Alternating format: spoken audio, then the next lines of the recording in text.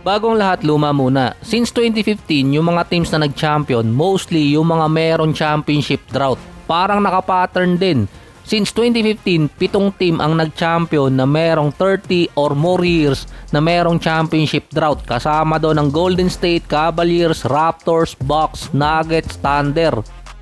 Kung isasama yung franchise ng Sonics at yung kaka-champion pa lang ngayon, ang Knicks. Yung Boston kasi sa listahan na yun, 2008 huling nag-champion at nanalo noong 2022. Parang nasa 18 years lang. Hindi pa maituturing na drought yun eh. Parang mas matagal pang naging sacktown or hindi nakapasok yung Sacramento sa playoffs.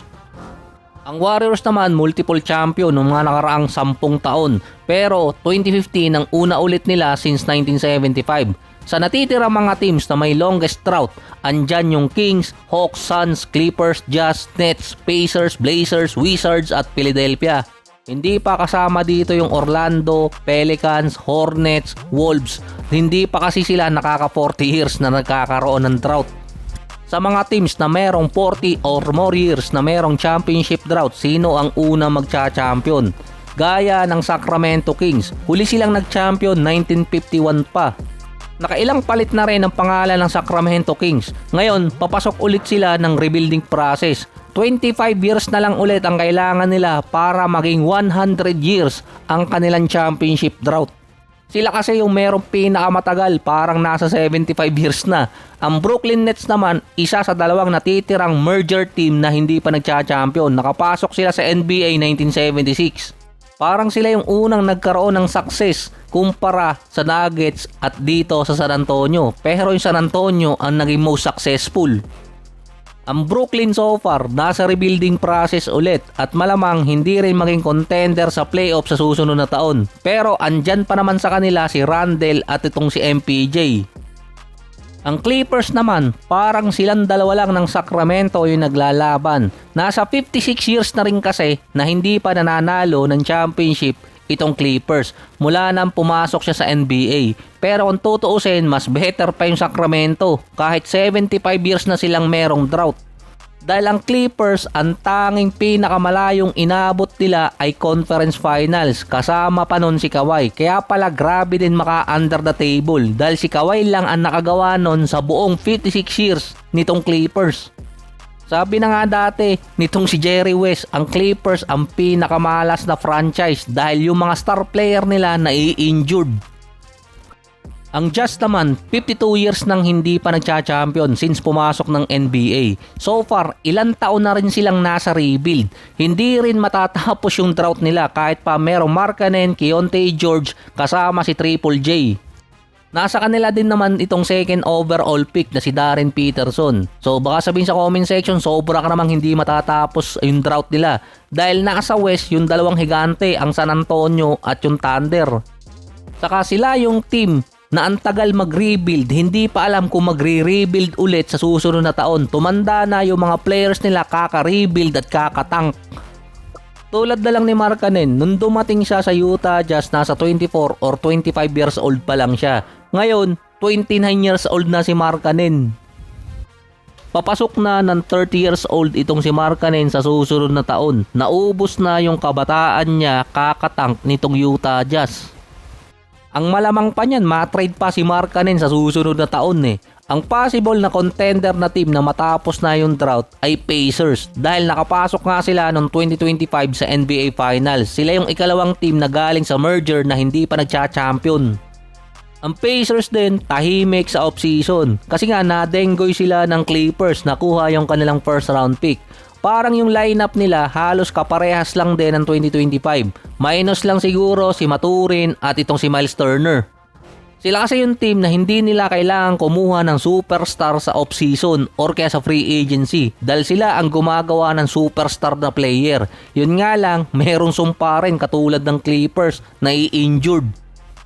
Babalik na si Haliburton next season, nasa kanila pa rin si Pascal Siakam, Andrew Nembhard, Aaron Nesmith at mostly yung lineup nga ng 2025. Dumagdag pa si Zubac. Ang late addition sa kanila si Kelly Oubre Jr. Expected pa rin magiging playoff contender ang Pacers sa susunod na season dahil nga babalik si Haliburton. Yung 2027, posibleng dun din kasing matapos ang era ni Haliburton sa Indiana dahil may cycle ang Pacers na kapag na-injured yung kanilang star player, tinitrade nila or nawawala talaga sa Pacers tulad ni Danny Granger, Paul George at Victor Oladipo. Ang Phoenix Suns naman hindi pa rin nananalo ng championship. Mahigit 58 years na. Pero nakapasok naman sila ng finals noong 2021, 1993, yung isa pa 1970s, nakakalimutan ko na kung anong taon. Based pa sa mga sports website, ang Phoenix Suns ay top 8 sa West papasok ng season. Nasa kanila pa rin naman si Booker, Jalen Green at Dillon Brooks.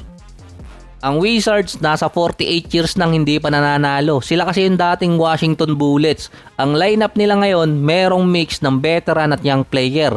Nasa kanila si Anthony Davis, kung hindi mag-iinarte, kasama pa si Trae Young, Alex Sarr, Middleton at merong pang AJ Dibansa. In papers, panlaban yung lineup ng Wizards kasi nga mix ng veteran at young player. May 3 former all-star pa. Saka andun din si Dominaton, siya ang magpapalakas ng tattoo nila. Ang Atlanta Hawks naman, 68 years nang hindi pa nagcha-champion.